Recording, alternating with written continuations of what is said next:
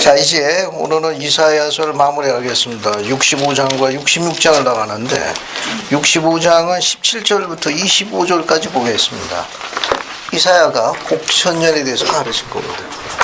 이 65장 이사야서 17절부터 25절은 곡천년에 관한 상태입니다. 우리가 나와 있는 이 부분은 계시에도 잘 나와 있습니다. 오히려 후기의 계시가 더 자세하죠. 후기의 계시는 교례성약 103편에 묘사되어 있습니다. 계시가 더 상태에 대한 이해를 자세하게 해줍니다. 그래서 교례성약 101편 23절부터 31절.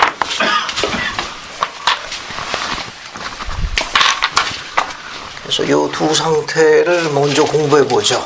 우선 이사야서를 먼저 공부하고 교례성약과 후기를 같이 비교해 보도록 하겠습니다.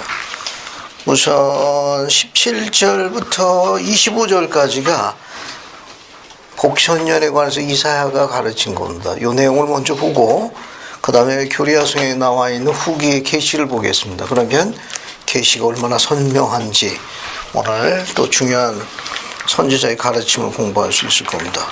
우선 17절부터 쭉 한번 읽어보죠. 17절부터 한번 읽어보겠습니다. 그래서 안에 죽자매님 17절부터 우선 19절까지 먼저 읽어주십시오. 보라, 내가 새 하늘과 새 땅을 창조하나니 이전 것은 기억되거나 마음에 생각나지 아니할 것이라. 너희는 내가 창조하는 것으로 말미암아 영원히 기뻐하며 즐거워할지니라. 보라, 내가 예루살렘을 즐거운 성으로 창조하며 그 백성을 기쁨으로 삼고 내가 예루살렘을 즐거워하며 나의 백성을 기뻐하리니 우는 소리와 부르짖는 소리가 그 가운데에서 다시는 들리지 아니할 것이며. 감사합니다. 그 다음에 손끝 한번 읽어볼게요. 20절부터 22절까지 정성훈이 한번 읽어주십시오. 거기는 날수가 많지 못하여 죽는 어린이와 수완이 차지 못한 노인이 다시는 없을 것이라. 곧 100세에 죽는 자를 젊은이라 하겠고 100세가 못되어 죽는 자는 저주받은 자이리라. 그들이 가옥을 건축하고 그 안에 살겠고 포도나무를 심고 열매를 먹을 것이며 20절. 그들이 건축한 데에 타인이 살지 아니할 것이며 그들이 심은 것을 타인이 먹지 아니하리니 이는 내 백성의 수완이 나무의 수완과 같겠고 내가 택한 자가 그 손으로 일한 것을 길이 누릴 것이며. 감사합니다. 23절부터 25절까지는 잉크선 형제님. 그들의 수고가 헛되지 않겠고 그들의 생산한 것이 재난에 걸리지 아니하리니 그들은 여호와의 복된 자의 자손이요 그 소생도 그들과 함께 될 것임이라. 그들이 부르기 전에 내가 응답하겠고 그들이 말을 마치기 전에 내가 들을 것이며 이리와 어린 양이 함께 먹을 것이며 사자가 소처럼 즙을 먹을 것이며 뱀은 흙으로 식물을 삼을 것이니 나의 성산에는 해함도 없겠고 상함도 없으리라. 여호와의 말이니라. 감사합니다. 예, 우리는 이런 선지자의 가르침을 통해 가지고 다른 세상이 있다는 걸 공부합니다. 우리가 이 세상을 마주고 있는 이제 마지막 시대에 살고 있거든요. 그래서 선지자 이런 가르침들은 우리들에게 준비하는 데 크게 도움이 됩니다. 우선 17절 보게 되면 이사야서 65장 17절 보면 새 하늘과 새 땅이 창조된다고 기록되어 있습니다. 첫 번째, 새 하늘과 새 땅이 창조된다.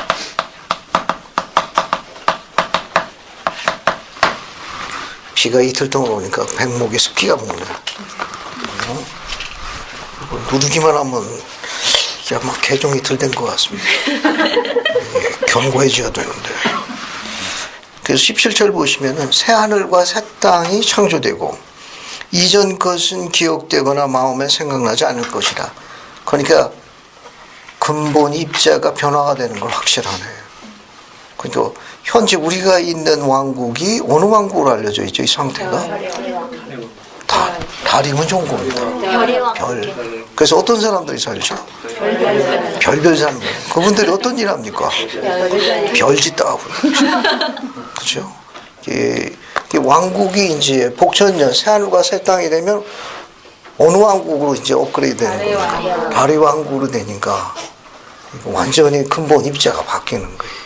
그러니까 별의 왕국의 상태에 관계되는 거는 기억하거나 그것이 잔존하지 않을 가능성이 굉장히 높습니다. 근데 그게 이제 정리된다는 뜻도 되는 거죠. 그러면 여러분들이 기억하고 있는 것 중에 에덴 동산하면 어떤 이미지가 떠오릅니까? 에덴 동산하면 에덴 동산은 달의 어떤 이미지가 떠올라요? 에덴 동산하게 되면 풍성해요. 풍성하고 평화롭고 뭔지는 모르지만 스트레스 안 받을 것 같고, 그죠? 그러면 에덴 동산은 어느 왕국 상태였습니까? 달의 왕국 상태로 알려져 있으니까 이 새 하늘과 새 땅으로 들어가는 왕국은 어느 왕국을 표현하죠? 이제 달의 왕국 상태지만 이제 복천년으로 들어가는데 이제 복천년이 달의 왕국 상태니까 상당히 좋은 거라는 걸 알 수 있습니다. 에덴 동사와 같은 급으로 묘사하고 있으니까 아마요 복천년은 문자 그대로 복된 천년이 될 가능성이 높죠. 이게 새 하늘과 새 땅이 된다는 거. 새 하늘과 새 땅이 되고 이제 이전 것은 별의 왕국의 상태에 있는 것은 기억되거나 생각나지 않는다. 존재하지 않는다. 이제 그렇게 될 수 있습니다. 변화가 된다는 거죠. 그 다음에 18절하고 19절도 마찬가지입니다. 두 번째 18절하고 19절 두 번째는 뭐라고 나와 있는가 하면은 조금 전에 이제 강혜원장이 이야기한 것처럼 풍성한 거예요. 영원히 기뻐하고 즐거워한답니다. 그죠?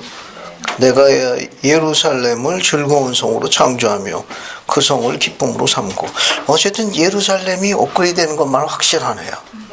어쨌든 현재 있는 예루살렘이 아니고 업그레이드 되어 있으니까 앞에 뉴자가 붙습니다. 뉴 제루살렘, 새 예루살렘으로 전환되는 건 확실한 것 같아요. 그래서 기쁨으로 삼고, 또 내가 이 예루살렘을 즐거워하며, 백성들이 어떻습니까? 주님의 백성들이 굉장히 큰 기쁨을 누리는 거예요. 우는 소리와 부르짖는 소리가 그 가운데 다시는 들리지 아니할 것이라, 이거요. 그러니까 주님의 백성들이 큰 기쁨을 누리고 더 이상 이제 슬퍼할 이유가 없다는 거죠. 이거 교리적인 건 조금 이따 쓰고, 주님의 백성들을 크게 기뻐하고 즐거워하고 이 정도 적어보죠. 그 다음에 20절하고 22절은 같은 연관이 있습니다. 이건 이사야서 65장 20절 22절 어때요? 거기 보면 수명이 어떻게 되는 겁니까? 수명이 어떻게 돼요? 100세. 그죠? 거기 보면은 어쨌든 젊어서 죽지는 않네요. 최소 뭐 몇 살은 산다고 그러니까 100세요. 100세 이상 산다는 거 그랬습니다. 그죠? 100세가 못해도 죽으면 저주받은 거라고 그러고, 어쨌든 복천년에 꼭 들어가야 되겠습니다. 이게. 그래서 죽지 아니함. 그리고 거기 문자 그대로 나와 있는 대로 한번 써보죠. 거기 있는 대로 최소 모두 100세 이상 살게 됨. 이렇게 죽음으로부터 통제를 받지 않는다는 것도 암시한다고 볼 수 있습니다. 이건 계시에서 더 자세히 나오니까 또 계시를 볼게요. 그 다음에 이제 21절 보면 또 뭐가 나와 있습니다. 이사야서 65장 21절 뭐라고 나와 있습니까? 가옥을 건축하고 그 안에 살겠으며 포도나무를 심고 열매를 먹을 것이라. 아무도 쫓아낼 사람이 없네요. 우리 살면서 제일 불안한 게 뭡니까? 쫓겨나는 거 아닙니까? 쫓아낼 사람이 없는데 아무도 안 쫓아내. 그죠? 이 세상은 서름은 해보지 않으면 잘 모르죠. 금방금방 돌아오거든요. 그죠? 여기 보면은 아무도 땅에서 쫓아내는 사람 없습니다.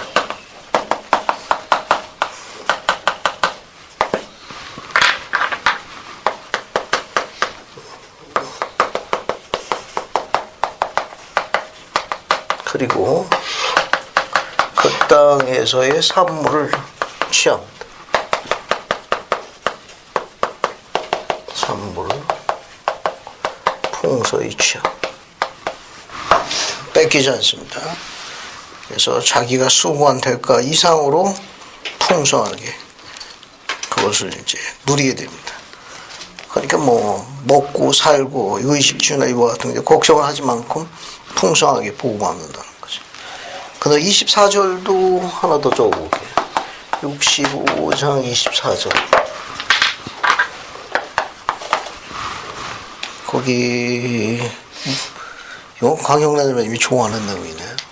그들이 부르기 전에 내가 응답하겠고. 협박을 받아서 그런 거예요. 그들이 말을 마치기 전에 내가 들을 것이라. 설득을 당하신 것 같습니다. 여기 보면은 아주 뭐 쉬운 설명으로도 하게 되면 즉각적으로 그분이 듣고 즉각적으로 응답한다. 우리 조금 이따 제가 계시를 보겠습니다만 구하는 것이 아버지가 기뻐하는 것만 구하기 때문에 그분께서 그냥 기쁘게 응답하실 수밖에 없다고 계시가 되겠습니다. 이건요. 의로운 것만을 간구함으로 즉각적인 응답이 이루어짐.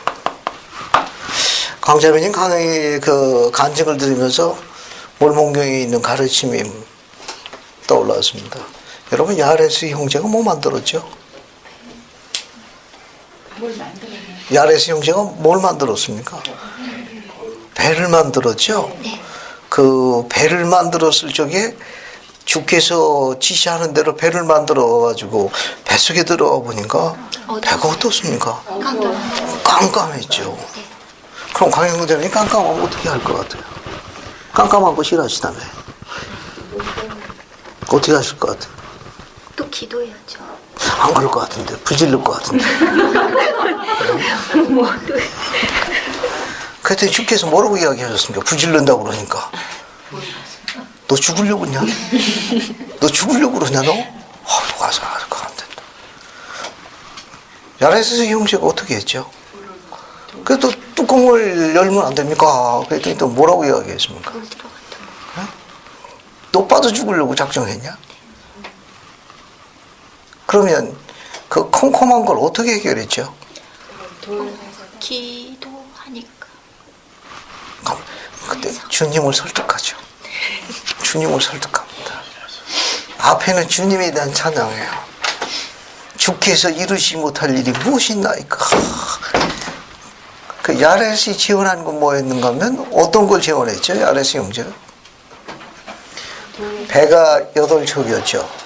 그 배 머리하고 배 뒤하고 그 아주 투명한 돌에서 조각을 잘라낸 돌을 앞에 하나 뒤에 8척이니까 모두 몇 개가 되는 겁니까? 16개가 되는 겁니다.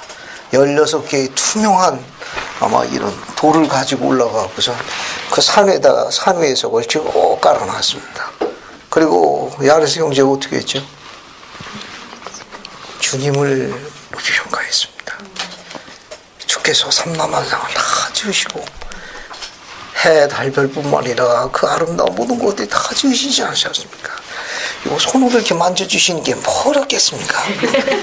그 주님을 이제 자꾸 동요하는 거죠. 주님이 굿절하셨을지도 모르겠어요. 막 그 정도야. 이거 뭐 대단한 거겠습니까? 제가 미련하다고 우둔하다고 탓하지 마옵시고 주님께서야 뭐 이렇게 한 번만 쓰시면 이 빛이 주님의 빛은 변치 않는 비오니 그 앞에다 두고 뒤에다 두고 배가 물 위에 있든지 물속에 있든지 빛이 비치면 제가 저희 자녀들과 늘 주를 경외하고 찬양할 터이니 좀 만져주시면 안 되겠습니까? 주님을 격려시키거든요. 또 기도에 좋은 지혜로운 방법 중에 하나입니다. 뭐 많이 해달라는 것도 아니고 그냥 이렇게 만져달라고. 빛 만들게 되면 단 조건이 있죠. 빛이 꺼지면 안 된다는 거. 뭐 그런 아이템으로 1년 정도 배터리 한 번도 안 가고 빚을 낼 수 있는 배터리 있으면 사업성이 굉장히 클 거예요. 누가 한번 도전해 보시죠. 여기도 마찬가지입니다. 24절 보면은 그들이 부르기 전에 내가 응답하겠고 그들이 말을 마치기도 전에 기도가 응답이 된다는 거. 이거 얼마나 이게 주님께서 기뻐하시는 기도냐. 조셉이 핍박받고 박해받고 이렇게 쫓겨다니다가 이제 집에 돌아왔습니다. 그러다 저녁 식사가 준비됐는데 식사가 아마 좀 빈약했던가 봐요. 그래서 선지자 조셉이 음식 축복을 하는데 약간의 케이크와 쿠키와 우유가 있으면 좋겠습니다 라고 음식을 축복했습니다. 기도가 끝나기도 전에 노크 소리가 들렸어요. 선지자가 집으로 돌아왔다는 알고 그 소식을 듣고 나가지고 한 자매님이 선지자가 위해서 맛있는 케이크와 쿠키를 굽고 그리고 우유를 갖고 왔습니다. 그래서 선지자가 갖고 오는 그것을 보고 원 주님도 급하시기도 하지 굉장히 흐뭇한 하루 저녁을 보내셨다고 합니다. 주님은 굉장히 친절하신 분이에요. 아주 기도가 끝나기도 전에 선지자가 집에 온 걸 알고 맛있는 케이크와 쿠키와 우유를 가지고 오니까 선지자가 그냥 입이 한박 원 주님도 급하시기도 하시지 이렇게 빨리 응답하시다. 주님은 굉장히 친절하신 분입니다. 그 다음에 이제 25절 보죠.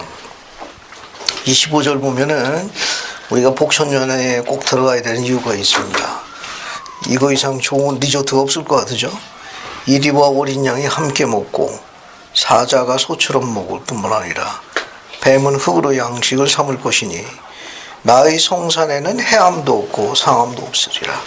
이 말은 뭐냐면 여기 이쪽으로 적을까요? 밑에다가 이쪽으로 빼죠. 이사야서 65장 25절 다섯 번째. 증오가 없답니다. 복천년에는 증오가 사라진다. 증오가 적개심이라고 하죠.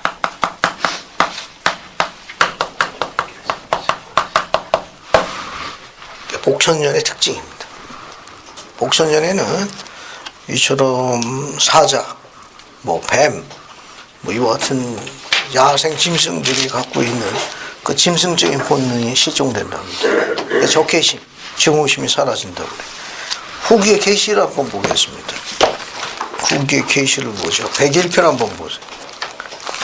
101편 계시는 더 정확합니다. 101편 23절부터 25절까지는 복천년이 들어가려면 재림이 이루어져야 합니다. 재림이 이루어질 적에 일어나는 변화를 이야기하는 거예요. 그래서 이것도 같이 다뤄보죠. 여기 101편 23절부터 교리야서입니다. 23절부터 25절까지는 주님 재림 시에 있을 지구상의 변화를 이야기하는 거예요. 주님 재림 시에 있을 지상의 변화다. 지상의 변화다.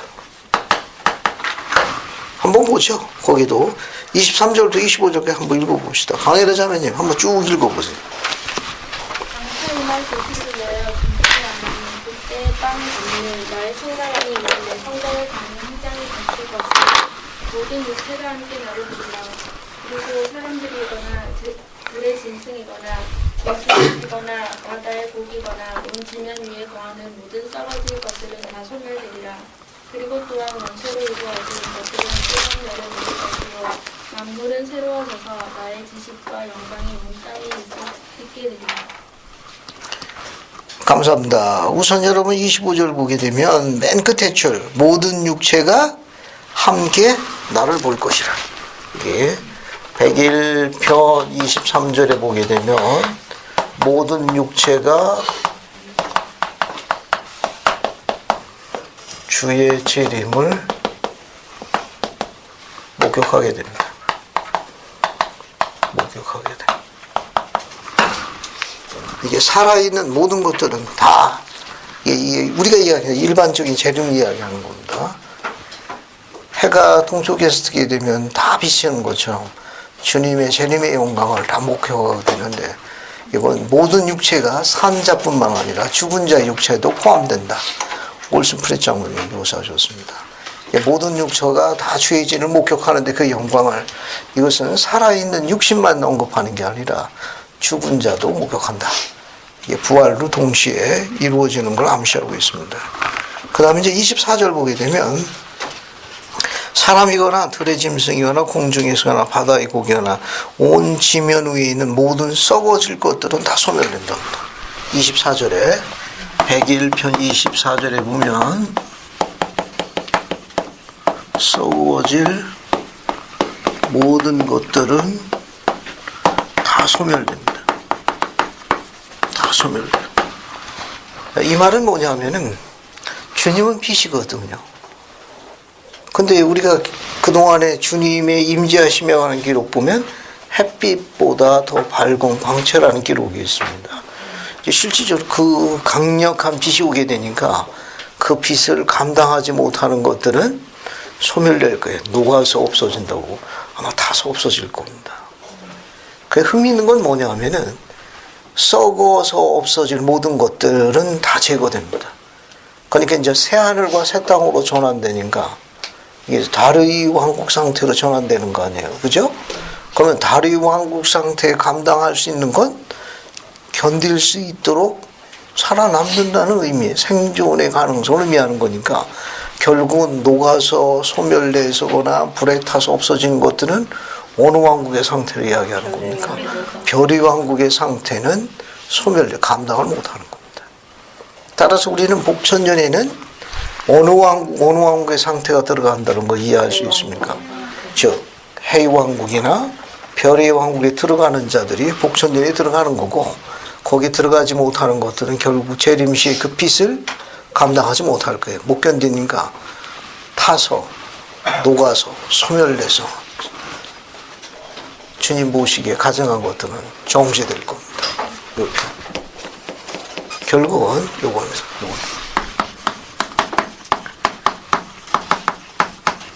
별의 영광의 상태에 있는 것들은 전부 제거될 거예요. 결국 제거될 거고 해나 달의 영광의 상태에 있는 것은 이제 복천년에 들어갈 겁니다. 복천년에 들어갈 거예요. 그래서 그 표현이 25절도 묘사되겠습니다. 25절도 보시면 원소로 이루어진 것들은 뜨거운 열에 녹을 것이요 만물은 새로워져서 나의 지식과 영광이 온 땅에 기를 것이라. 자, 만물이 새로워집니다. 101편 25절 만물이 새로워짐.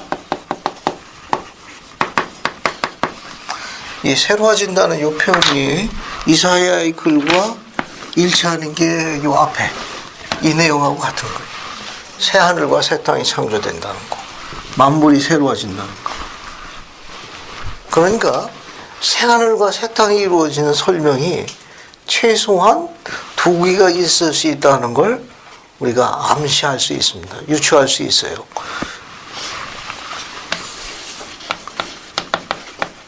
별의 영광의 상태에서 새 하늘과 새 땅이 이게 복천년으로 들어가는 거거든요. 복천년에 들어가는 거였습니다. 그럼 이게 어느 왕국 상태입니까? 달의 영광의 상태를 뜰 때 새 하늘과 새 땅이 되는 거죠. 그게 복천년이에요. 복천년이 끝나게 되면 이제 새 하늘과 새 땅이 또 한 번 더 업그레이드 되는 거죠. 그게 언제입니까? 해의 영광의 상태로 들 때.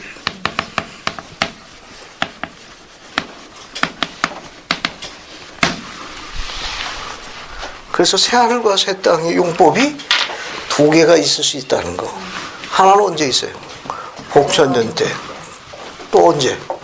지구가 해의 왕국 상태로 온전히 전환될 때도 새 하늘과 새 땅이 있을 수 있다는 걸 묘사하고 있습니다. 그래서 계시록에 보게 되면 이 용법에 대해서 묘사하고 있어요. 계시록 우리가 갖고 있는 21장 한번 볼까요? 참조를 한번 볼게요. 계시록 21장 한번 보시죠. 계시록 21장 한번 보세요. 계시록 21장 같이 보죠. 보셨습니까? 여기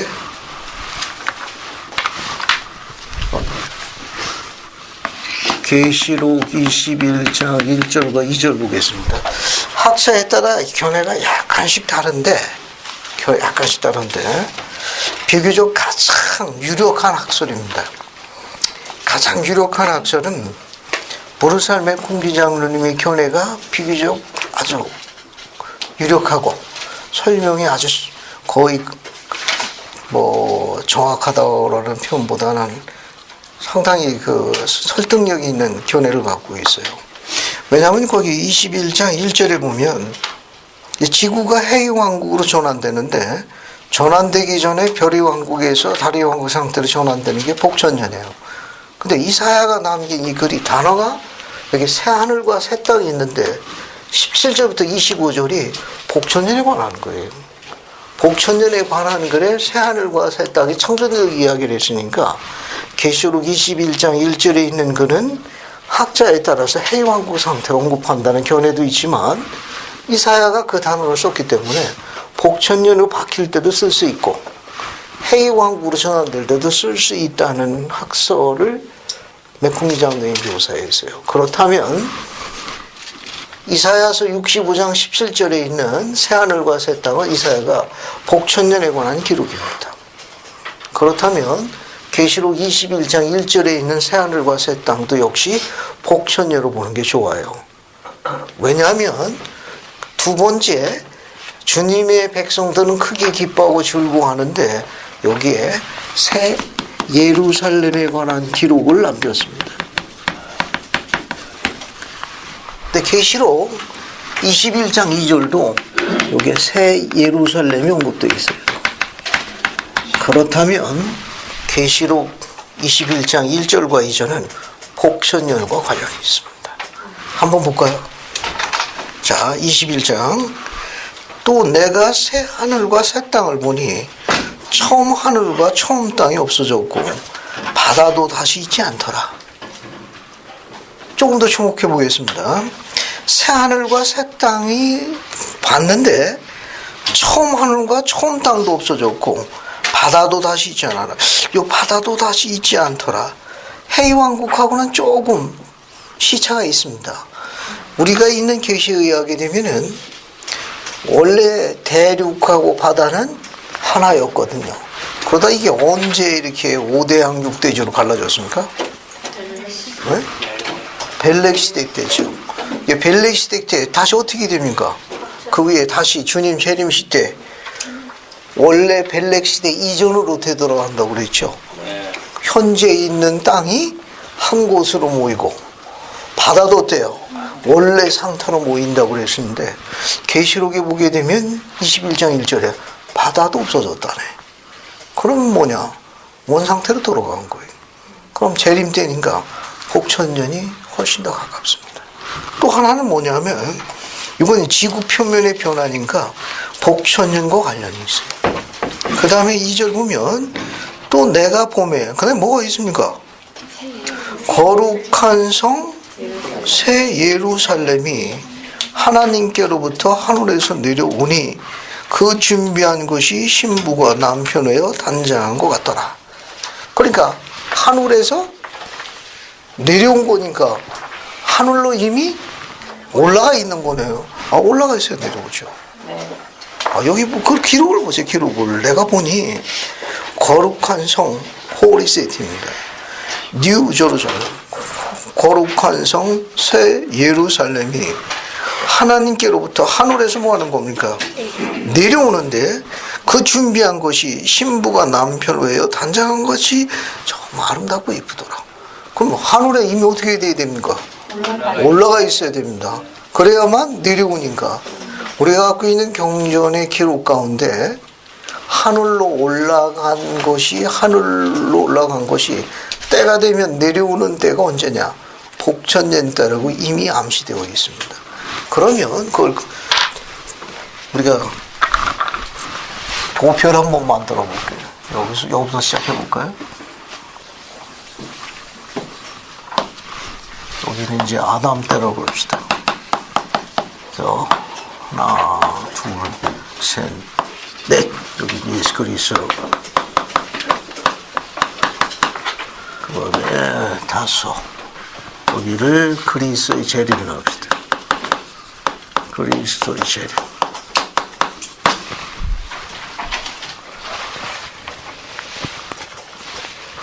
됐네. 자, 아담 때부터 예수 그리스도는 보통 우리가 몇 개의 경륜의 시대 나온다고 그랬죠? 네 개의 경륜의 시대로 나옵니다. 그래서 계시록을 기준하면 여기 우리가 보통 노아의 경륜의 시대라고 많이 이야기해요. 아, 에녹. 여기는 에녹의 경륜의 시대가 있습니다. 에녹의 경륜의 시대. 두 번째는 홍수와 관련이 있습니다. 노아의 시대와 관련이 있어요. 세 번째는 아브라함부터 시작해가지고 출애굽, 그 다음에 요셉의 그런 기근의 사태가 쭉 그 1년을 다 봅니다. 그래서 여기서는 이제 아브라함부터 시작해가지고 쭉 내려옵니다. 그래서 이제 모세가 내려오고, 여러분, 모세까지 쭉, 중간에는 뭐 요셉도 포함되겠죠. 뭐 아브라함, 모세, 요셉 이런 여러 선지자의 시대로 볼 수 있겠어요. 그다음에 이제 네 번째는 대표적인 인물이 전쟁과 전쟁의 시대의 피의 인물로 알려져 있습니다. 대표적인 기억납니까? 다윗 시대로 보고 있습니다. 다윗 시대. 여기는 이제 사도들의 시대입니다. 사도들과 순교자의 시대로 봅니다. 또 여기는 이제 베베도와 관련이 있고, 베베도와.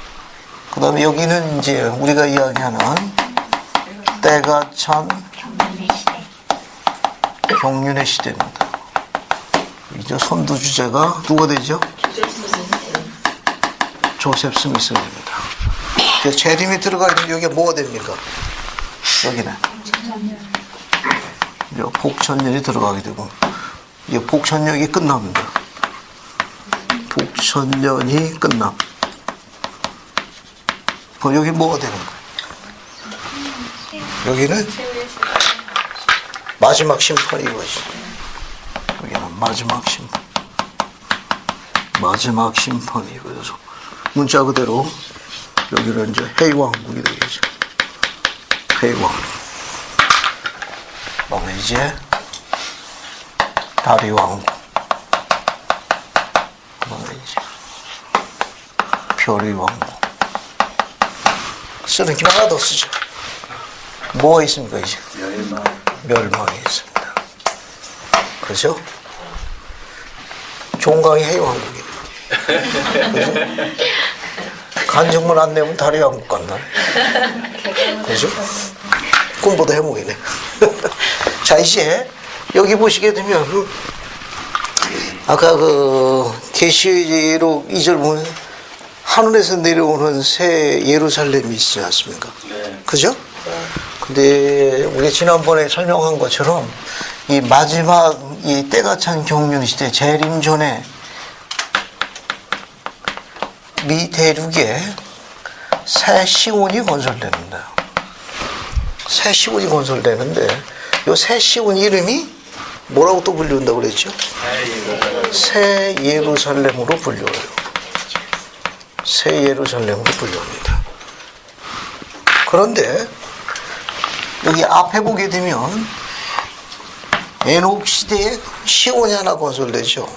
그래서 우리가 에녹의 시온이라고 마지막 날에 있는 새 시온과 구분하기 위해서 에녹의 시온을 옛 시온이라고 부릅니다. 이 예시문이 어떻게 되죠? 하늘로 올라갔습니다. 올라갔다 언제 내려와요? 복천년 때 내려옵니다. 복천년 때 내려와요. 이게 내려오는 하늘로 올라간 에녹의 씨 여기 내려올 적에 이게 맞이합니다. 맞이하는 걸 누가 맞이하는가 하면 미대륙에 세워진 새 시온, 새 예루살렘 백성들이 맞이해요. 영접합니다. 내려올 때 이 내려오는 에녹의 시온이 시온입니다. 하늘에 올라간 것은. 그러나 복천년 때 내려올 때는 그 이름이 똑같이 새 예루살렘이라는 이름을 갖고 내려와요.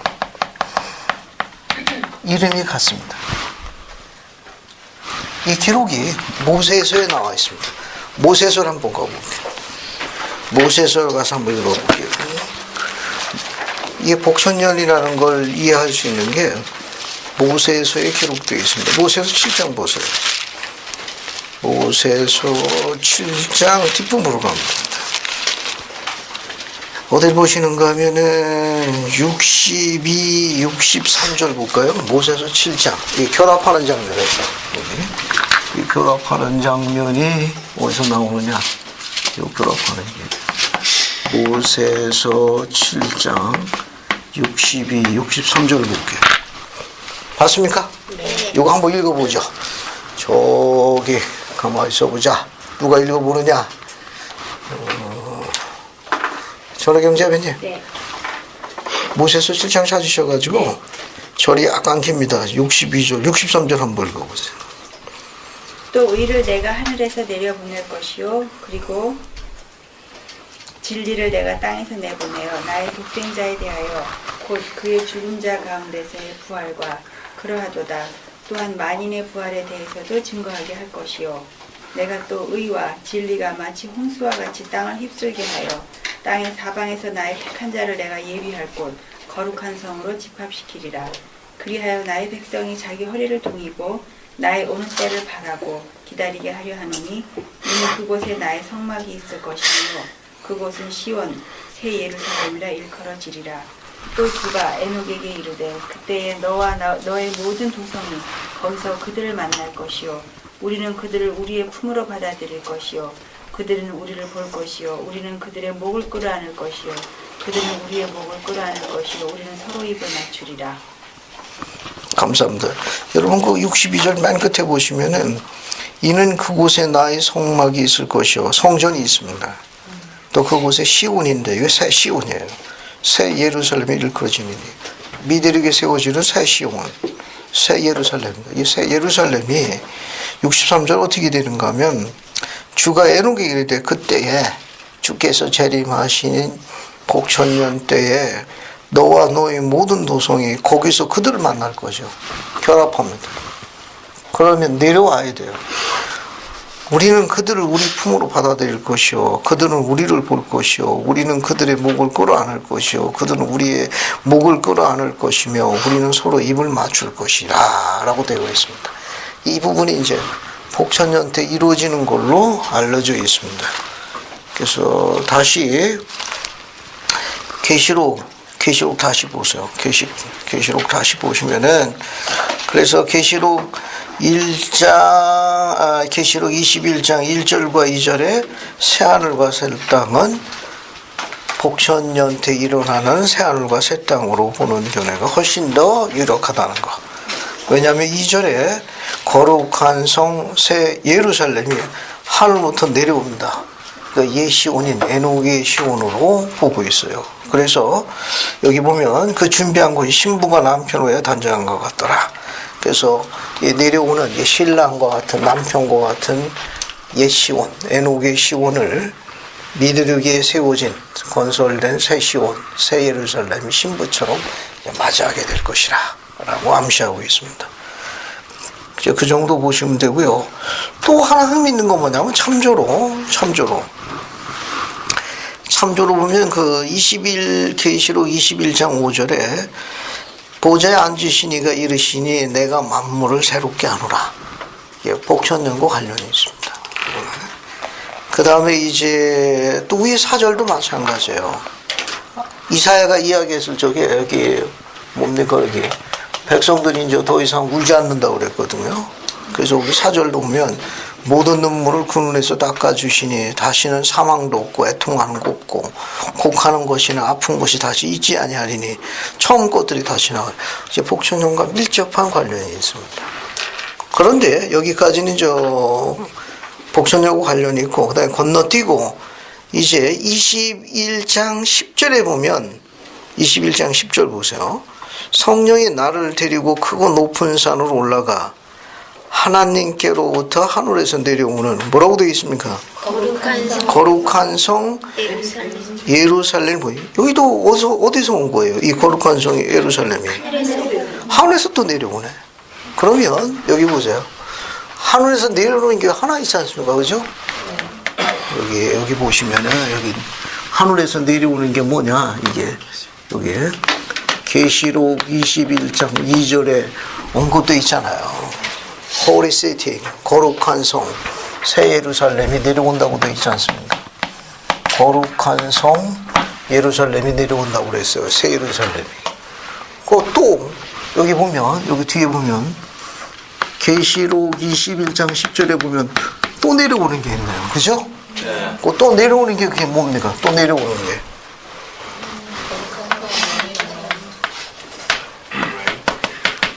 그레이트 시티예요.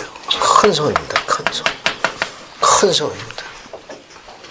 그 번역은 저 그렇게 해놨는데 그 원문은 안 그래요. 이 원문은 그레이트 시티입니다. 그래서 큰 성, 큰 성. 그 다음에 예루살렘 앞에 원문에는 호리가 들어가 있어요. 호리 제루살렘. 예. 그래서 큰 성, 그 뭐거든 여기 호리라는 단어가 붙어 있어요. 그러니까 큰 성, 거룩한 예루살렘.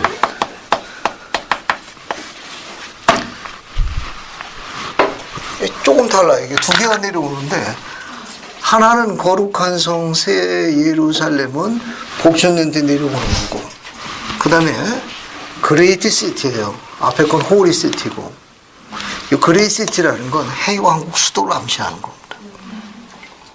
해왕국 수도로 오는 거예요. 이게 그레이트 시티예요. 그레이트 시티, 큰 성. 그냥 예루살렘이 뉴 제루살렘은 복천년과 관련이 있는 거고, 이건 호리 거룩하게 된 거예요. 성결케 된 겁니다. 저 큰 성입니다.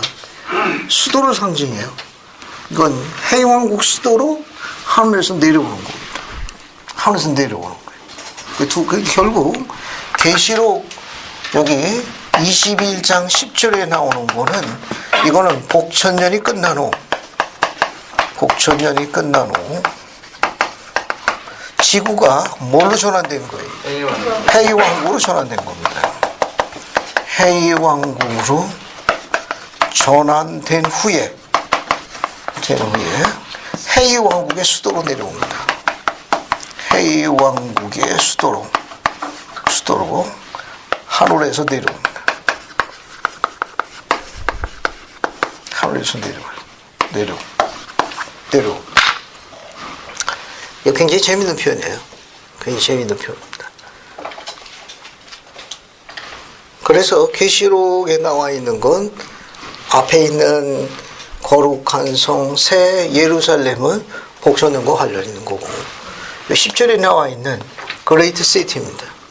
큰 성, 거룩하게 된, 정결케 된 예루살렘은 해왕국의 수도로 다시 내려오는 겁니다. 아직은 이 부분이 내세에 관련되어 있기 때문에 현재로서는 정확한 거는 좀 더 자세한 것은 아직 안 주어져 있습니다. 우리는 이제 여기까지만 이해하고 있다는 거. 더 이상 추구하지 마십시오. 알겠습니까? 좋은 말로 이야기할 때 더 이상 추구하지 말라고요.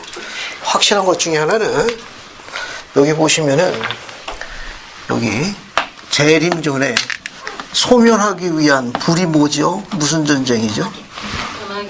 아마겟돈의 전쟁이 있지 않습니까? 그죠? 그때 여기 있던 조금 전에 이야기한 이 거룩한 새 시온 새 예루살렘은 하늘로 올라갈 것이 확실합니다. 어쨌든 하늘로 올라갈 거예요. 여러분, 이게 그런 부분을 좀 이해할 수 있고, 그 다음에 이제 정리를 하겠습니다. 여기서 이야기하는 부분들은 아마겟돈 전쟁 때 정리가 되고 난 다음에 요 새 예루살렘은 들어갈 거예요.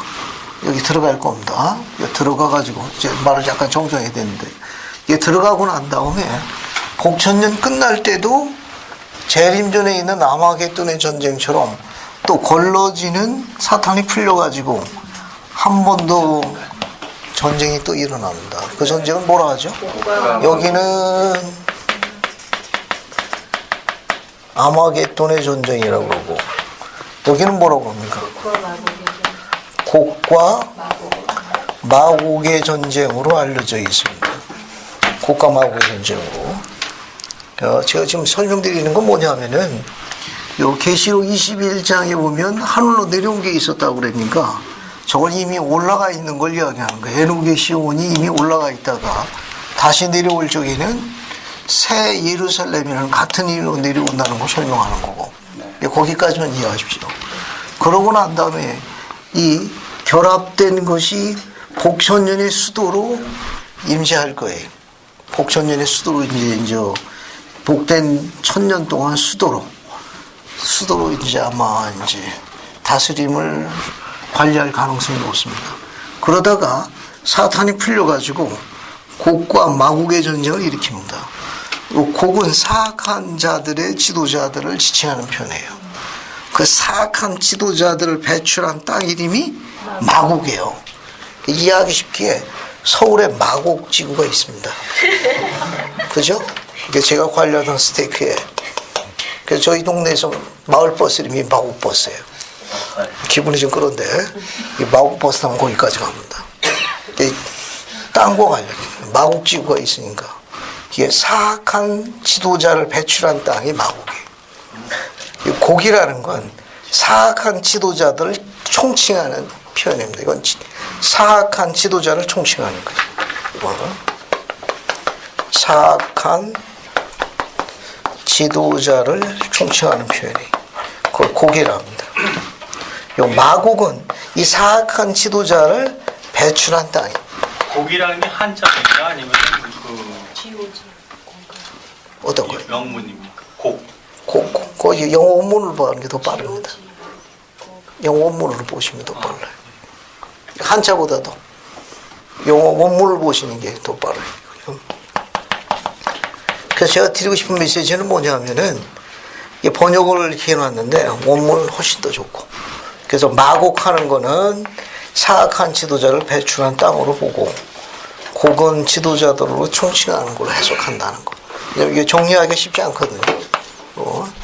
그래서 이 부분을 이해하시고 그 다음에 이제 이 곡과 마곡의 전쟁이 있으니까 여기 거룩한 성 예루살렘과 시온의 새 예루살렘이 결합이 되는데 이 결합돼서 복천년의 수도로 있었던 이 새 예루살렘이 현재로서는 일부만 밝혀져 있습니다.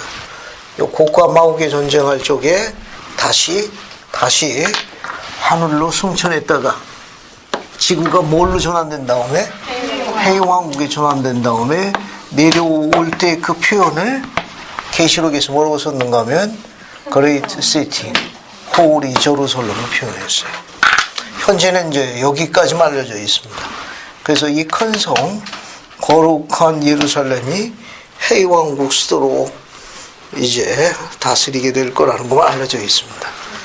그 이상은 현재로서는 닫혀져 있기 때문에 우리는 더 이상 자료가 없다는 거. 아마 때가 가까워지게 되면 계시로 더 많은 게 아마 알려질 가능성이 높습니다. 또 이거는 조금 뒤에 또 다시 설명이 이어집니다. 다시 101편 다시 보세요. 다시 101편 보시면은 간단하게 이야기해가지고 그래서 지금 23절부터 25절까지는 복천년이 들어가는 동안에 재림이 있을 적에 이어지는 지면의 표면에 있을 변화에 대해서 언급한 겁니다. 이 계시가 그래도 굉장히 자세하게 잘 나온 거예요. 그 다음에 26절부터 뒤에 34절까지가 되겠네요. 그렇죠. 31절까지, 34절까지 보는 게 더 낫겠네. 여기 34절까지 연장한 거고 34절까지 보시게 되면은 복천년에 관련되어 있는 계시인데 이사야의 글하고도 비슷하지만 더 정확합니다. 그냥 간단하게 볼게요. 우선 26절 보면 그날에 복천년 때를 이야기합니다. 사람의 적개심, 짐승의 적개심, 참으로 모든 육체의 적개심이 사라진다는 거. 아까 이야기했습니다. 여기 적개심 아까 어디 있죠? 6번이요. 몇 번에 있습니까? 기억을. 저 끝에 가 있네. 여기 언급돼 있네. 그죠? 여기 언급돼 있습니다. 계시도 언급돼 있네요. 그 다음에 27절 보면 그날에 어떤 사람이 무엇을 구하든지 그에게 다 주어진다. 이것도 언급돼 있죠.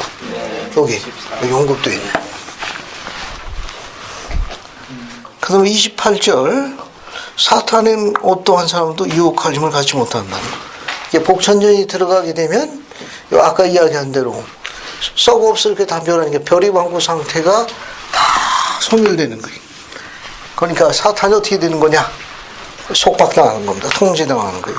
그래서 적어도 해영왕국과 달의왕국에 들어가는 자니까 사탄이 유혹을 한다 하더라도 영향력을 못 미치는 겁니다. 정확하게. 뭐 실제로 뭐 사슬에다 묶어놓는다는 거 상징적 표현이고. 의로운 힘이 너무 강하기 때문에 사악한 힘이 발을 못 붙인다고 설명하는 게 더 정확한 설명이에요. 그다음 29절도 마찬가지. 죽음이 없으므로 슬픔도 없을 것이라. 뒤에 30절 보면 그날에 갓난아기는 늙기까지 죽지 않으니 그 생명이 나무같이 될 것이라. 그죠? 여기 아까 이야기 여기 표시되어 있네요. 그죠? 그 다음에 또 뭐가 있는가 하면 복천년 때 흥미있는 건 뭐냐면 그가 죽을 때에 잠자지 않으리니 말하자면 땅 속에 있지 아니할 것이요. 그럼 복천년 때는 뭐가 없다는 거예요? 무덤이 없네. 무덤이. 그죠? 복천년 때 무덤이 없습니다. 왜냐하면 죽음이 없으니까 무덤이 들어갈 이유가 없는 거예요. 왜냐하면 눈 깜빡할 사이에 변화되어 붙들려 올려지리니. 그죠? 이 복천년 때는 눈 깜빡할 사이에 뭘로 바뀌는 겁니까? 부활체몽으로 바뀌는 거예요. 그러면 우리는 복천년 때 알 수 있는 게 뭐냐? 두 종류의 인간이 산다는 걸 알 수 있습니다. 왜냐하면 죽음을 겪는 거니까 필멸의 자녀들도 들어가는 거고, 하나는 이미 부활, 첫째 부활에 임하는 자들이 들어가니까 복천년 때는 부활체의 인간하고 필멸의 인간 두 종류가 들어가는 걸 묘사하는 거예요. 그럼 그분들은 어디서 삽니까? 그건 그때 가봐야 알겠습니다. 어쨌든 지금 30일째 나와 있는 계시는 복천년은 두 종류의 인간이 구한다는 것만 확실합니다. 그러니까 부활체의 존재도 들어가고 우리의 필멸의 자녀도 들어가는데, 필멸의 자녀들은 죽음이 없으니까 그들이 수명이 닿으면 눈 깜짝할 사이에 부활체의 몸으로 전환되는 거예요. 복천년에 태어난 영혼들은 굉장히 이로운 영혼들인가 봐요. 그럴 가능성이 있죠. 그럴 가능성이 있어요. 지금 우리는 그냥 일부만 알 수 있습니다. 왜냐하면 달의 왕국 상태에 있는 자들도 들어가니까 아마 좀 다양한 형태가 있을 가능성은 높아요. 이거는. 현재 알려져 있는 거는 이제 이 정도 계시만 알려져 있습니다. 그 다음에 이제 32절 보게 되면은, 주가 오시는 그날에 모든 것이 드러날 것이라. 즉, 지나간 일들이나 어느 누구도 알지 못했던 감추어진 일들이나 땅의 일들, 무엇으로 땅을 만들었는지 그 의도와 목적을, 지극히 귀한 일, 위에 있는 일과 아래에 있는 일, 땅 속과 땅 위에 하늘에 있는 일들. 복천년 때는 결국 한마디로 요약하면 뭘 알 수 있다는 겁니까? 모든 게 다 드러나는 시기야, 복천년에. 모든 게 다 드러나는 시기니까 아마 우리가 지금 궁금해 여기는 그 내세에 관련되어 있는 의식과 가르침이 별도로 준비되어 있다는 어드밴스 코스가 있다는 것만 현재로서 알려져 있습니다. 그 어드밴스 코스에는 아마 창조에 관련되는 것도 있을 가능성이 굉장히 높죠. 지금은 현재는 우리가 필면의 몸에 있기 때문에 현재는 수용될 용량이 불가능합니다. 현재 우리 용량이. 이제 복천년 때 가게 되면 아마 그런 부분에 대한 것이 극대화될 가능성이 높다는 거. 그냥 우스갯소리로 예전에 한번 이야기 들었습니다만은 우리 그 뇌세포가 현세에서는 10%만 넘어도 200년에 하나 나올까 말까 한 수치랍니다. 그냥 평범한 사람들은 그냥 200년에 하나 나올 것만 하면 10%에서 11%라고 그러니까 그것도 극대화한 숫자라고 그러고 평범한 사람들은 숫자가 더 적겠죠. 아마 반토막 날 겁니다. 반토막 나가지도 모질라도 사시는데 불편한가요? 안 불편하거든. 근데 만약에 복천년 때 이게 100% 가동이 된다고 그러면 아마 내세에서 배울 의식과 가르침이 엄청난 용량이라는 것만 추적할 수 있습니다. 그건 이제 그때 가서 고민하시는 거예요. 어쨌든 복천년 때는 어드밴스 코스가 주어진 것만은 확실합니다. 이거는. 자, 이제 이 정도 보시고요. 이게 이사야가 본 글하고 이사야서가 65장 17절부터 25절까지 다시 보세요. 지금까지 다룬 내용이 복천년에 관한 이해입니다.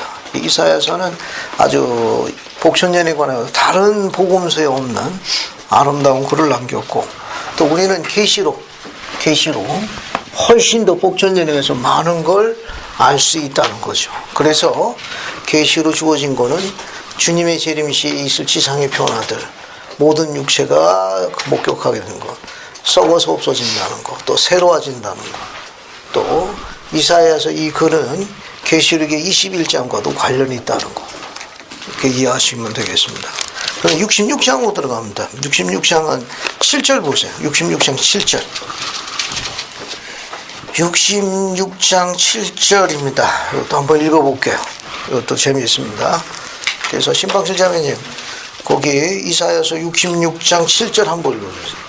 시온이 진통을 하기 전에 해산하는 고통을 당하는 전에 나가러 나왔으니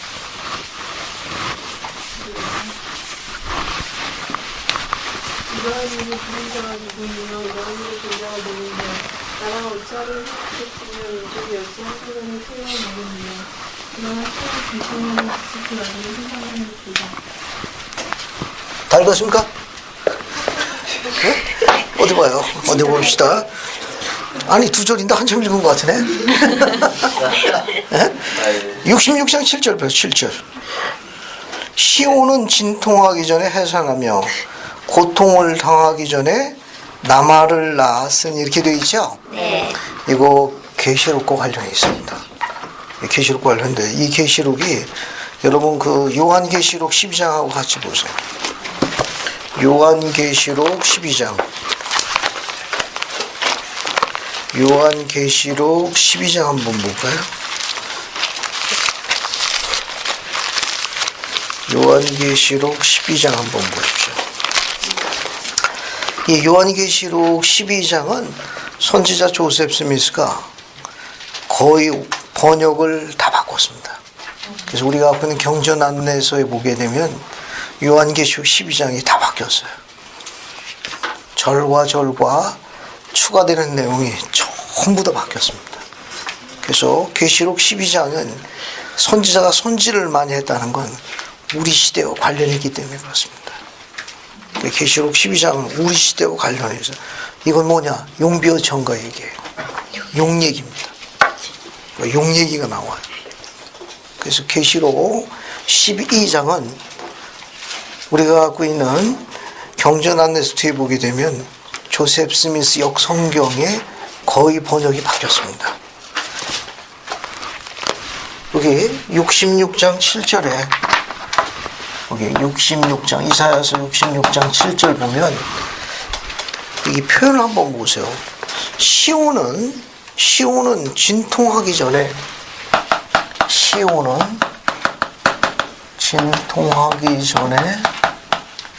해산하며 그 뒤에 뭐 합니까? 뒤에 고통을 당하기 전에 뒤에 뭐라고 되어 있습니까? 나마를 나마를 낳았으니. 나마를 낳았으니. 이 표현은 계시록 12장 7절 한번 볼까요? 요한계시록 7절보다는 5절로 보는 게 낫겠네요. 5절이 맞네요. 정정합니다. 5절. 계시록 12장 5절 한번 보세요. 그 5절에 뭐라고 나와 있습니까?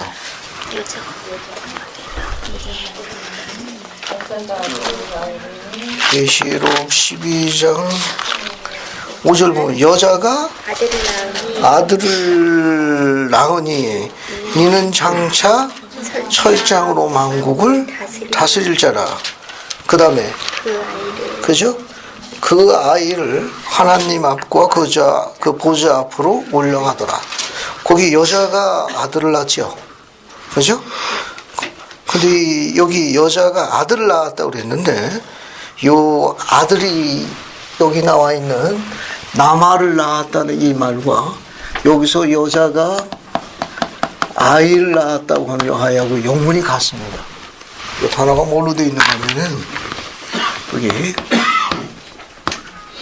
오멘 차일드 계시록에 12장 5절로 여자가 아이를 낳았는데 이것도 오멘 차일드입니다.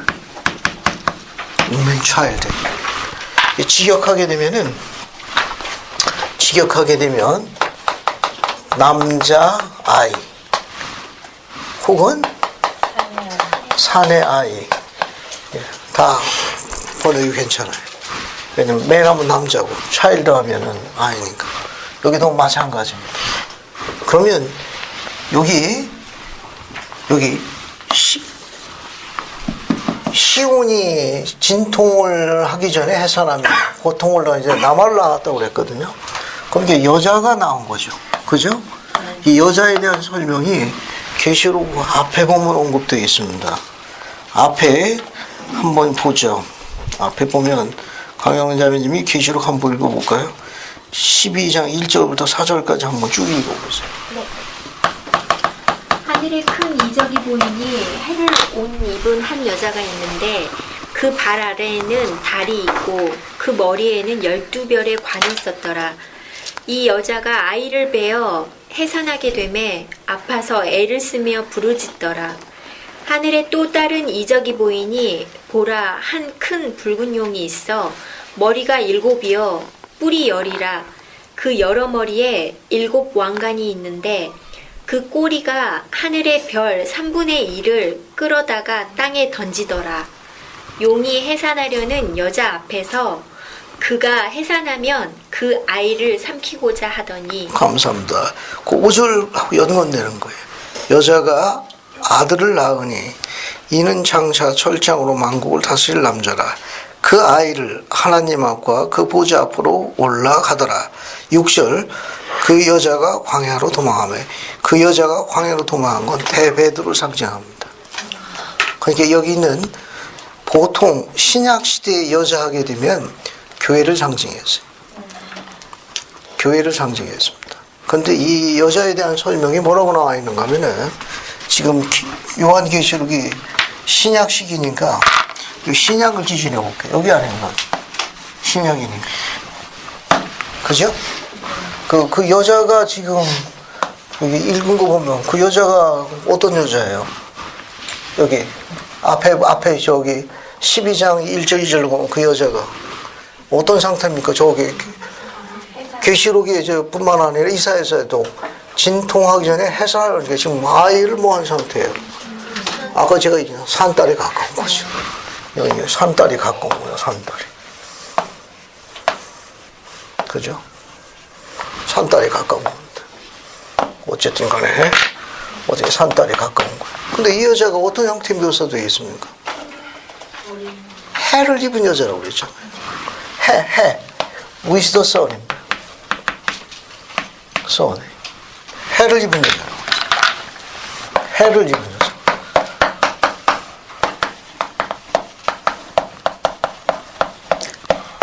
해를 입은 여자예요. 근데 그 여자 머리에 뭐가 있다고 그랬습니까? 예? 그 여자 머리에 뭐가 있었다고 그랬어요?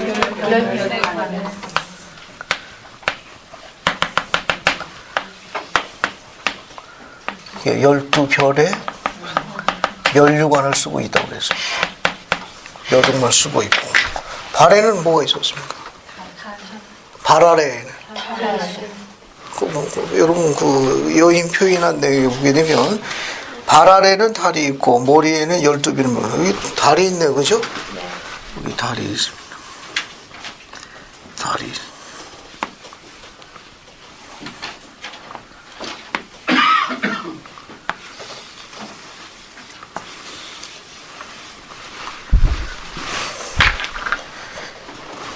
보통 그 여자를 이야기할 적에는 여자, 이게 교회를 상징합니다.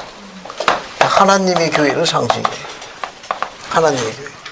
근데 해니까 인간들을 어디로 데려다 갈 수 있습니까? 해의 왕국으로 이끌어갈 권능을 가진 하나님의 교회를 해를 입은 여자라고 묘사한 거예요. 보통 일반적으로 여자하면 교회를 상징합니다. 이 교회라는 말은 킹덤, 왕국하고 동의해요. 하나님의 왕국을 의미합니다. 하나님의 왕국을 하나님의 왕국. 이 말은 하나님의 교회와 동의어예요. 저 교회와 동의어입니다. 즉 인간을 어디로 데려가느냐? 해의 왕국으로 데려갈 수 있는 권능을 갖고 있다는 걸 시사하는 거예요. 하나님의 교회, 그리스 교회, 하나님의 왕국, 지상에 세워진 하나님의 왕국, 즉 그리스 교회를 상징합니다. 그 교회만이 인간을 어디로 데려갈 수 있느냐? 해의 왕국으로 데려갈 수 있는 거예요. 왜냐하면 이게 교회라는 걸 시사하는 표현이 머리에 뭘 가지고 있었습니까? 12별의 멸류관이에요. 어디 있었어요? 머리에 있었습니다. 이 교회에 머리 되시는 분이 누구죠? 이 머리 되시는 분이 누구예요? 그리스도 아니에요. 그리스도 아니에요. 그리스도. 그리스의 교회. 하나님의 왕국이에요. 왜냐하면 머리에 12별을 썼으니까 그 머리 되시는 분은 그리스도거든. 12별은 누굴 이야기합니까? 12사도들을 지칭하는 거예요. 그러니까 이 여자는 해의 왕국으로 데려갈 수 있는 권능을 갖고 있는 유일한 하나님의 왕국, 그리스의 교회를 상징하는 거예요. 발 안에 뭐가 있다고 그랬습니까? 달이 있다고 그랬죠. 달. 이거는 지상을 상징하는 거예요.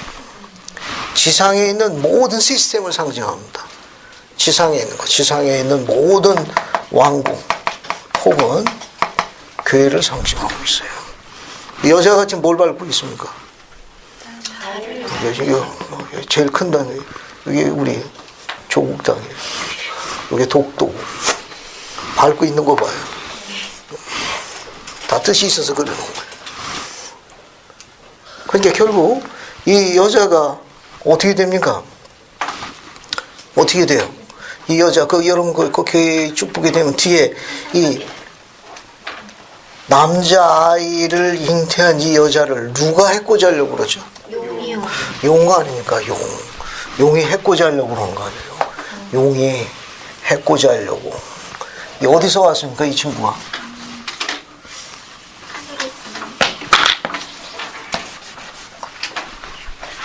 용이나 한번 그려볼까요, 그럼?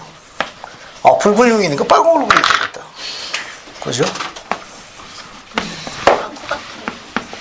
이제 용이 이목이 비슷하냐. 그죠? 고시험도 있고, 뿔도 달리고.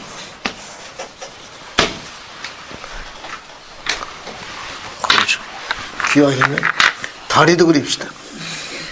다리도 있고, 뒷다리도 있다고 그래.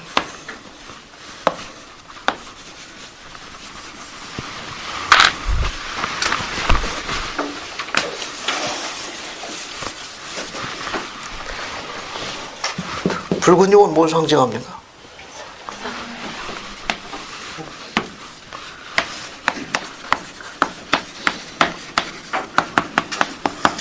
사탄을 상징.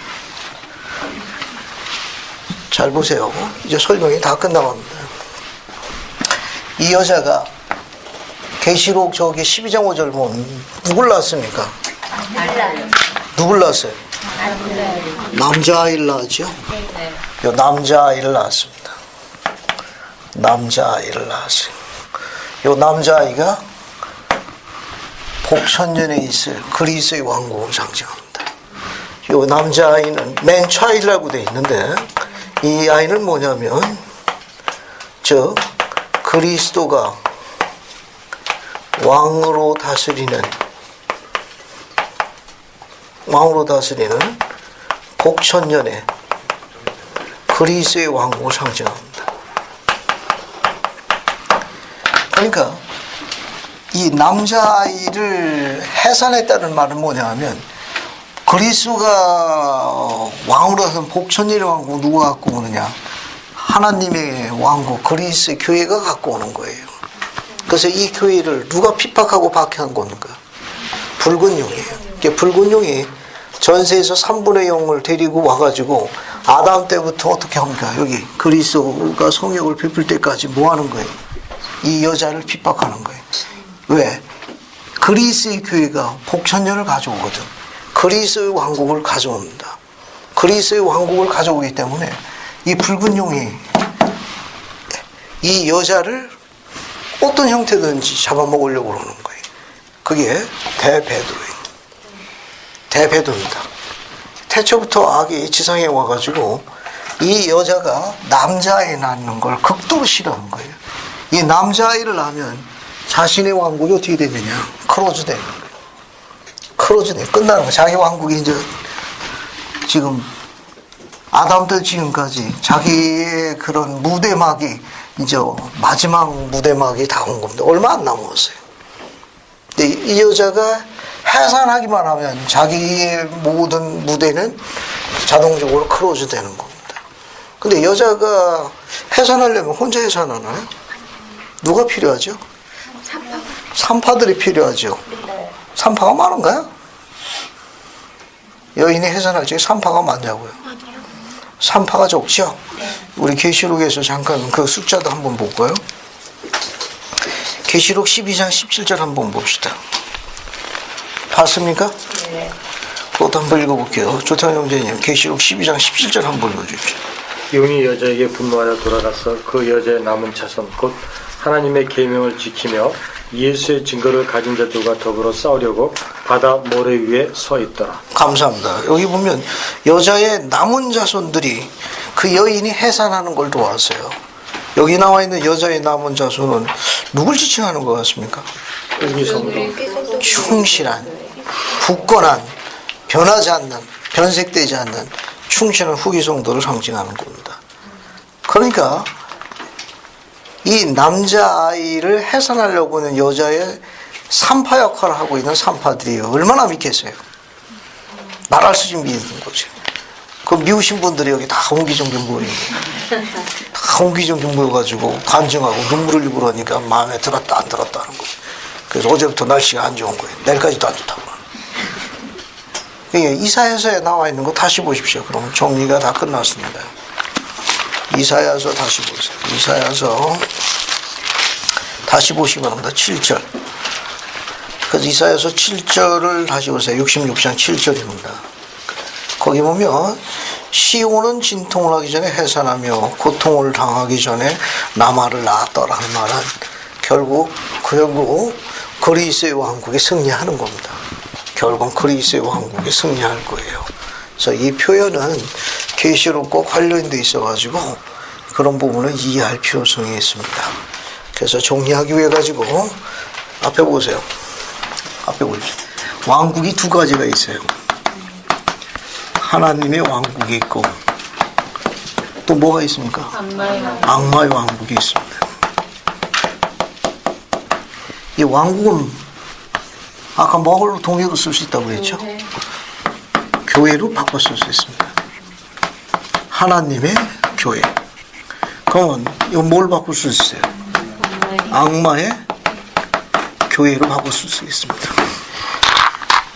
왕국이기 때문에 왕국이라는 용어가 있기 때문에 왕국이기 때문에 정치적인 요소를 갖고 있어요. 교회이기 때문에 영적인 요소를 갖고 있습니다. 영적인 요소를 갖고 있어요. 역시 악마도 왕국이기 때문에 정치적인 요소를 갖고 있습니다. 교회이기 때문에 역시 종교적인 요소를 갖고 있어요.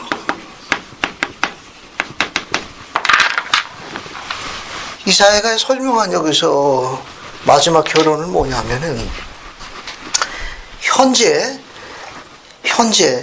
저 남자 아이가 나중에 출산하게 되면 이 아이가 철장을 갖는다고 그랬거든요. 이게 쇠막대입니다. 이거 이제 권세를 갖게 돼요. 권세를 갖게 됩니다. 그리스도가 왕으로 다스리는 복천년이죠. 바로 이 왕국, 복천년이 하나님의 왕국의 무슨 요소가 되는 거예요? 정치적인 요소가 되는 거예요. 정치적인 요소가 됩니다. 앞에 보세요. 표를 이해해 주십시오. 남자아이를 낳아야 돼요. 아들을 낳아야 됩니다. 얼굴에 안 좋을 줄 알았어요. 상징적 표현이지만 이 남자아이가 하나님의 왕국의 정치적인 힘을 이야기합니다. 복천년 전까지는 영적인 요소만 있어요. 교회만 있어가지고 열심히 깨집니다. 열심히 깨지는 거예요. 권세가 없어요. 영적인 힘만 가고 있어요. 현재 지상에 세워진 후기 성도, 예수 그리스도 후기 성도 교회는 영적인 힘만 있어요. 정치적인 힘이 없기 때문에 열심히 통제받고 깨집니다. 근데 언제 그게 정치적인 그 권세가 주어지죠? 복천년 때입니다. 이 남자아이는 하나님의 왕국의 정치적인 권세를 상징합니다. 이때가 되게 되면 입장이 좀 바뀔 거예요. 요즘 뭐 갑을 따지고 있는데 우리는 슈퍼갑이 될 가능성이 높습니다. 그런데 악마의 왕국은 지금 뭘 갖고 있습니까? 정치적인 요소도 있고 거기에다 뭐도 갖고 있어요? 종교적인 요소 다 갖고 있습니다. 근데 언제까지죠? 복천년이죠. 때가 얼마 안 남았습니다. 지금 여기서 뭐 하고 있습니까? 발악하고 있는 거예요. 그 이름을 바꿨으면 발악교회가 되죠. 발악왕국. 좀 이해하시겠습니까? 왕국은 이 두 가지의 묘사를 설명하고 있기 때문에 이런 배경을 이해하지 못하면 이사야의 글이나 계시록 12장 이해하는데 제한받습니다. 마치기 위해 가지고 여러분이 경전 안내서 조셉 스미 역성경 한번 보세요. 성경에 나와 있는 기록하고 다릅니다. 그래서 영감역 번역을 볼게요. 자, 그래서 조셉 스미스 역성경 맨 마지막 부분만 보겠습니다. 맨 마지막. 봤습니까? 네. 자, 340쪽을 보세요. 340쪽 보면 7절 보세요. 이 7절은 우리 성경에 누락된 게 회복되어 있습니다. 오늘 여기까지만 하겠습니다. 340쪽 경전 안내서 조셉 스미스 역성경이 있어요. 찾았습니까? 네. 거기 7절만 보세요. 7절까지만 설명하고 마칠게요. 봤습니까? 네. 용이 미가엘이나 아이나 그 여자를 이기지 못하였으니 못 이깁니다. 왕국이 승리할 거예요. 거기 그 여자는 뭐라? 하나님의 교회라고 이 번역이 성경에 없습니다. 우리가 갖고 있는 계시록에 이 말이 없어요. 그게 직접 이게 삭제됐습니다. 여자는 하나님의 교회, 그리스도 교회를 상징합니다. 그 뒤에 보면 그가 고통에서 해산되어 우리 하나님과 그의 그리스도의 왕국을 낳았더라. 우리 하나님과 그의 그리스도의 왕국, 이게 남자아이, 그리스도가 왕으로 다스리는 복천년의 그리스도의 왕국을 이야기하는 거예요. 이 번역도 우리 성경에서 삭제됐습니다. 됐죠? 여기 보세요. 여자는 하나님의 교회, 그리스도의 참된 교회를 상징합니다. 그 여자가 낳은 남자아이는 뭘 상징해요?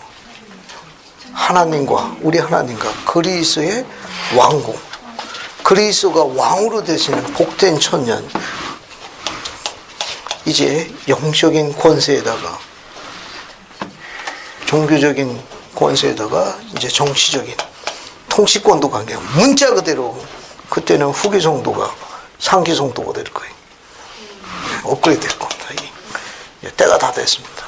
이런 부분에 대한 것을 좀 이해하시게 되면 도움이 될 거예요.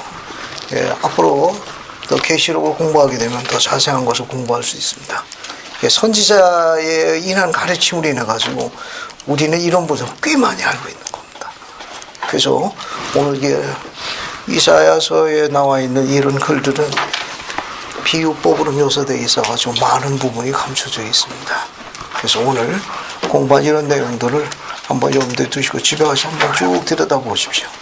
또 계시록 공부할 때도 더 많이 공부할 수 있을 겁니다.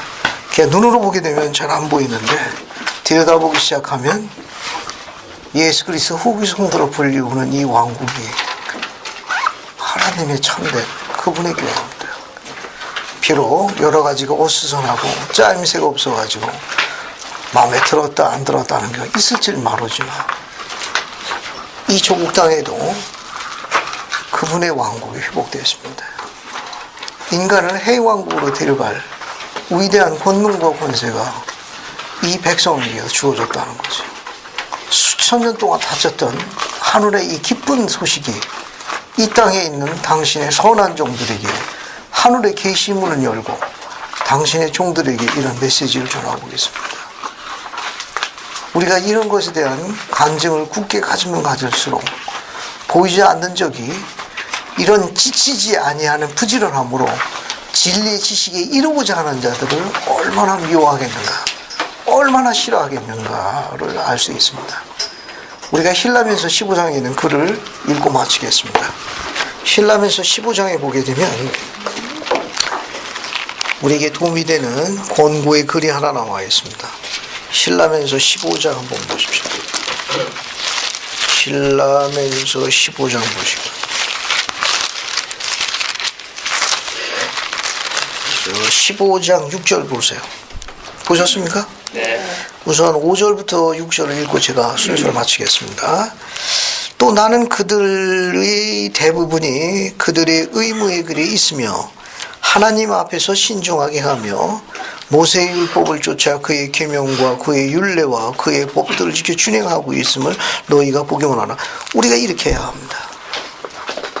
많은 사들이 세상의 유혹이나 악의 그로 같은 사악함에 이끌려가지고 교회를 떠나고 적은 수가 남는 한이 있어도 남은 우리는 5절처럼 행동해야 합니다. 이렇게 생활해야 돼요.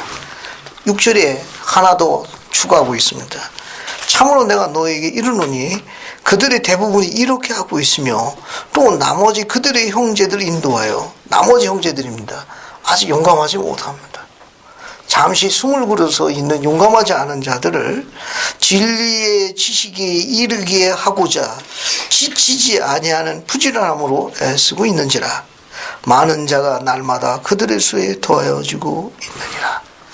진리의 지식에 일어나는 지치지 않은 부지런함만 우리가 그분께 헌납할 수만 있으면 우리 수는 늘게 되어 있습니다. 지금은 진리의 지식에 정통한 자가 필요합니다. 바꿔 이야기들을 가지고 경전을 연구하고 교리를 정확하게 이해할 수 있는 통찰력을 갖는 일련의 연구나 학습 과정은 그리스도를 예배의 연장선에 있음을 전합니다. 이것만큼 그리스도를 기쁘게 하는 예배가 없습니다.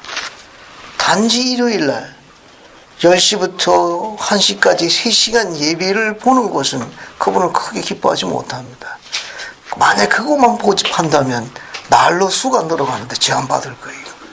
몰몬계의 기록은 진리의 지식에 이르게 하고자 지치지 않은 부지런함으로 남은 자들을 이끌려 하매 그들의 수가 날로 더해진다는 기록을 갖고 있습니다. 즉 이 말은 경전 연구, 경전 공부의 학습 과정은 주중의 예배의 연장선이기 때문에 우리가 거룩한 자가 되는데 가장 빠른 지름길이라는 사실입니다. 특히 우리들의 자라나는 청소년과 젊은이들이 경전 연구를 한다는 건 복을 받을 수밖에 없는 가장 빠른 지름길입니다. 가르치지 않고는 개종은 안 일어납니다. 듣지 아니하면 영을 얻을 수가 없습니다. 이런 짧은 기록들도 마찬가지예요. 여러분들이 쉽지 않은 시간에 이곳으로 발걸음을 인도되어지기 때문에 오늘 선지자들이 가르친 그런 가르침들을 그래도 어느 정도 윤곽을 잡을 수 있는 겁니다. 그래도 오늘 듣고 나니까 그래도 아직도 용 비어찬 것 같거든. 사실 용 얘기했습니다. 하여튼 이건 한 번 갖고 안 되는 겁니다. 계속 반복 횟수가 필요합니다. 적어도 여러 번에 걸쳐가지고 반복하고 또 듣고 또 그것을 다시 연구하고 또 주님께 그런 계시의 뜻을 구해야 합니다. 그렇게 했을 적에 우리는 다른 하늘의 문을 열 수 있습니다. 또 그런 부분들은 약속된 대로 그가 충실한 것만큼 그의 뒤를 이을 후손에게 복에 복을 더한다는 약속을 성취할 수 있습니다. 주님은 그 약속을 지키실 거예요. 누군가는 이를 지킬 자가 필요합니다. 여인이 잉태하여 해산달이 됐는데 산파가 필요했습니다. 산파는 수는 많지 했으나 그들은 도망가지 않았습니다. 그들은 남았으며 그는 산파의 역할을 충실히 수행했습니다. 그것이 계시록 12장의 마지막 구절입니다. 충실한 그들을 주님께 축복하실 거예요. 오늘 강형란 자매님의 간증을 통해 가지고 날로 거듭돼서 그분께 의지하고 매달리는 그런 부분들이 꼭 현세에서만 이루어지는 것만은 아닙니다. 주님은 다른 방편과 계획을 갖고 있어요. 우리는 아직은 그 이유는 잘 모릅니다. 하지만 주님은 주님의 방법대로 축복하실 거예요. 우리가 사는 삶이 꼭 이 생뿐이 아니기 때문에 우리가 그분을 향하게 되면 한순간입니다. 제가 좋아하는 잠언의 글이 있습니다. 늦은 비를 내리는 하늘왕의 은총입니다. 늦은 비를 내리는 그 구름이 비구름인데 한 번에 주지 아니하고 제때 절개 주지 않아 가슴을 굉장히 아프게 할 수 있는 걸 염두에 두고 있습니다. 하지만 주님은 결국 비를 내리실 거예요. 그 늦은 비를 내리는 그 비가 얼마나 크고 풍성했든지 메마른 바닷과 말라 비틀어지는 곡식을 풍성하게 소출하도록 축복하셨습니다. 하늘 왕의 은총이니까 왕의 은총은 한순간에 모든 걸 조절하실 거예요. 대지를 비옥하게 촉촉히 적실 겁니다. 어제부터 촉촉한 비가 대지를 적시고 있습니다. 주님은 그분의 방법대로 여러분을 적실 거예요. 그리고 소출을 풍성히 내셔서 위로하실 겁니다. 돌아가는 발걸음에 주님께 여러분 발바닥을 축복하셔가지고 곡식과 기름과 포도주로 위로할 수 있기를 예수 그리스도로 간구합니다. 아멘.